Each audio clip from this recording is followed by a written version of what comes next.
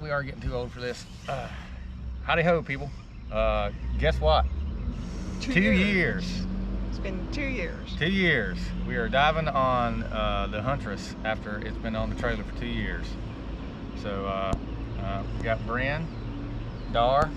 Big day. That's right, big day. Beth and myself, and we're gonna go out to do some diving on the gill and maybe try to shoot a fish on the way home. We'll see. But we're excited because we're not leaving in the dark.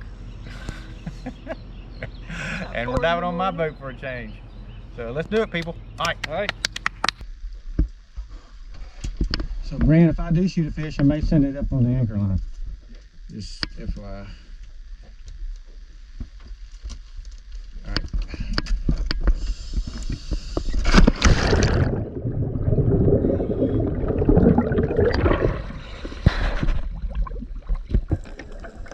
So this is the gill, the stern of the gill to be precise, which I actually prefer over the bow. I didn't really see any fish. I didn't expect to see any fish on there really this time of year, but we did get some slipper lobster, which I was happy about.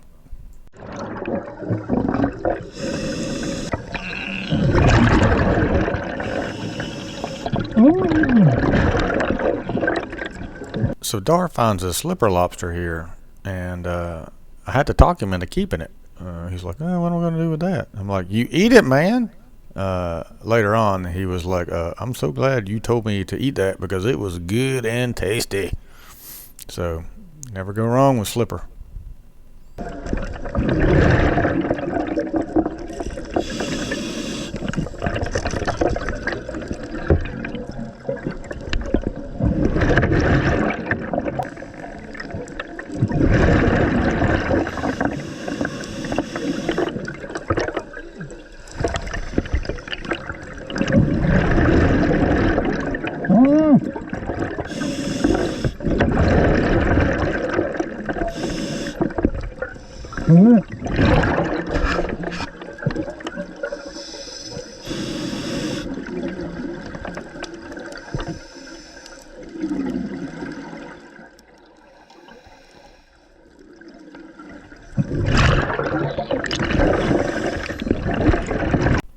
So I cut this down a little bit here simply because we took several minutes actually trying to get this slipper out of this little piece of wreckage here. I had to coax it out for Beth to actually get a chance to get it, but we got it.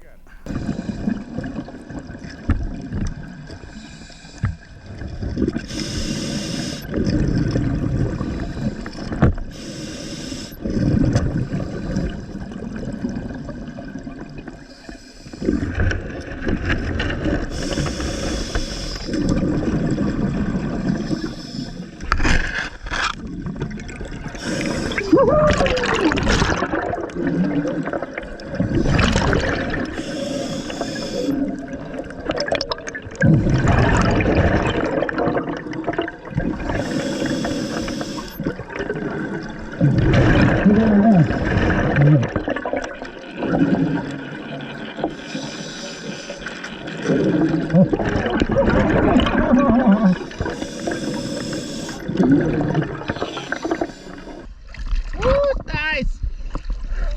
Nice. It's like a lake. It's like a lake right here.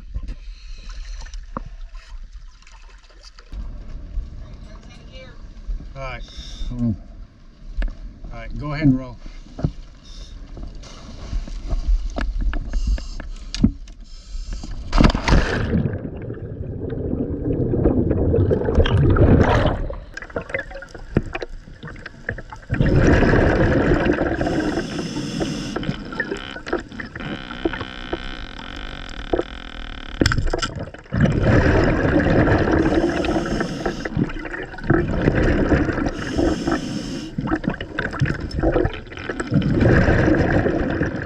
So I'd love to come up with a really good excuse on why I missed this fish.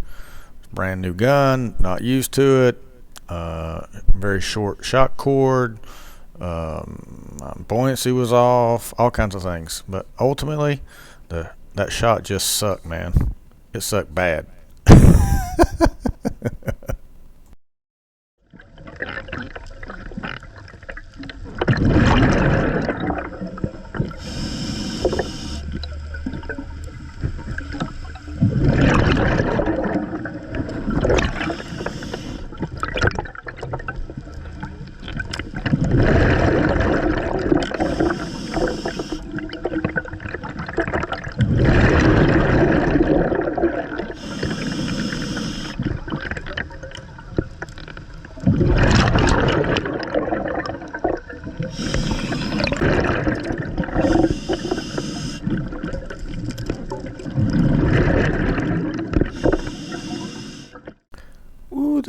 a lot of slippers underneath this rock.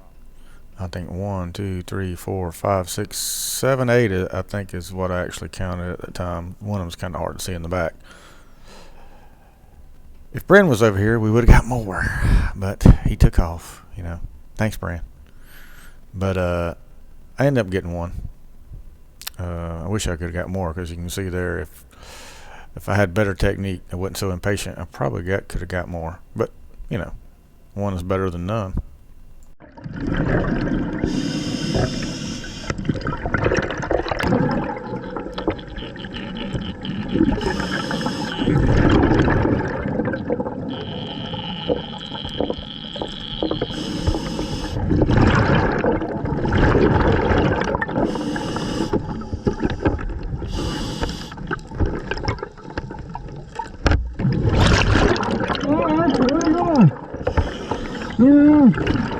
So that slipper lobster disappeared up to the tall grass, which was very effective camouflage because we could not find it. Now I do find a big one in here, but it's not the same one, because the one I find is like twice the size of the one that Bren was looking for. But alas, it ended up having eggs and we couldn't keep it. But man, it was a big slipper.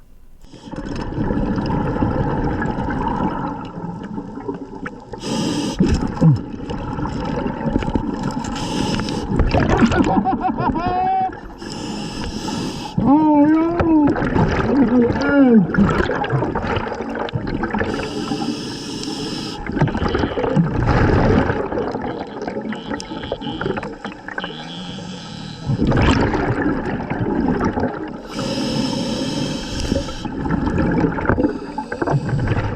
Now, I was giving Bren a little grief earlier, but I have to be honest. He's doing me a great service here. He's my buoy buddy. He's manning the buoy while I am able to hunt. So now most of these grouper were fairly small, but they're not all small. We'll get a big one here in a minute.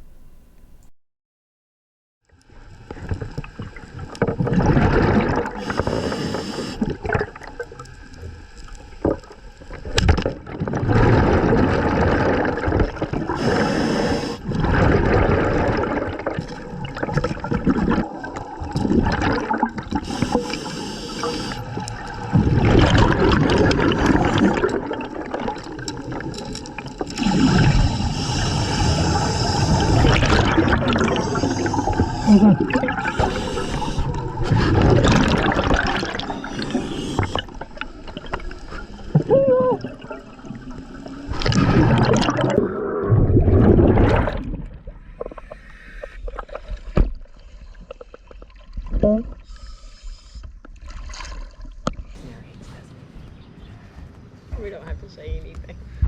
Howdy ho there, people. Guess what? Maycraft trip number 2 for the season. That's more than I've had in 2 years. And we got Laura with us. That's right. We have, you know, I still call you Laura the Lobster. Laura the Lobster. I'm the People ask lobster me- whisperer. I know people ask me, who's that? You don't know Laura the Lobster. So, anyway. We'll get some. That's right. So we're going to go out probably to around the Greg Mickey today and some lobster ledges and, well, get some lobster. So That's it. let's do it, people. Fish too, right?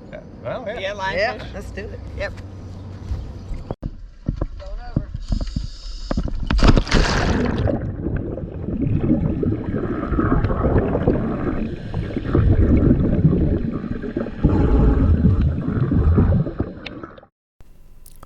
So what you see there to the left is a big steel cable, I believe. It could be a tow hauser from some tow, like a barge or something like that, but I don't think so. I believe that is probably some kind of steel mooring line from the old frying pan lightship that used to be moored out in this area before the tower was put up. But I could be wrong, I have no idea. But it runs for a ways and it disappears into the sand.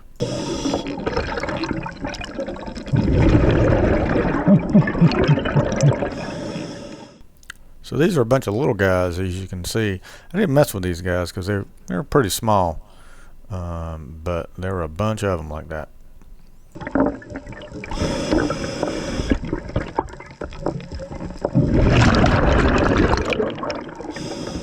So there was at least one really good grouper on this ledge, and I did my best to try to get a shot off him, and I couldn't.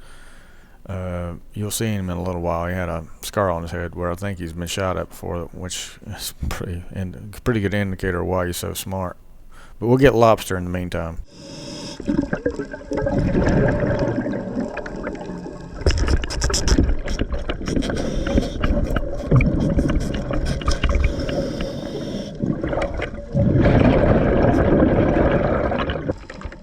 So this grouper I've been stalking for like 10 minutes is right on the other side of this rock, and I don't know it. This big lobster catches my attention, and I miss him coming out of this rock over to the left. Right there. Ugh. That was the best opportunity I had to shoot him.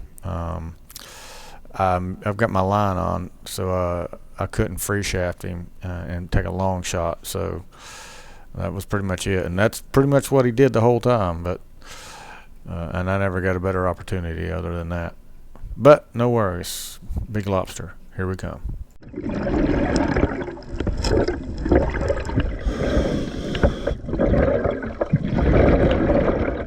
You could almost use this as a training video. So I see him right here, and you can see he's a big lobster, right? So I knew that hole right down to the left right there was very deep, and if he went in there, I wasn't going to get him. So I'm very patient, and I wait, and I let him keep moving forward to try to get into a spot to where the ledge is very shallow and he doesn't have anywhere really to go. That's what you do. That's textbook, baby.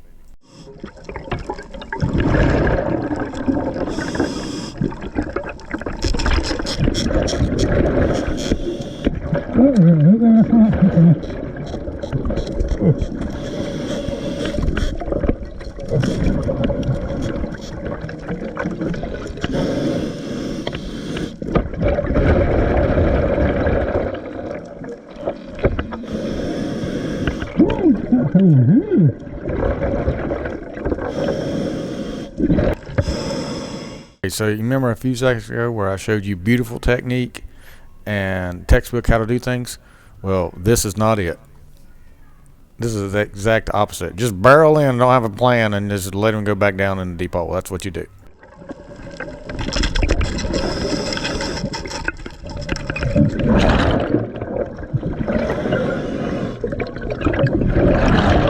It's a shame too, because that lobster was just as big as the other one. But no worries. I see another tasty morsel just ahead.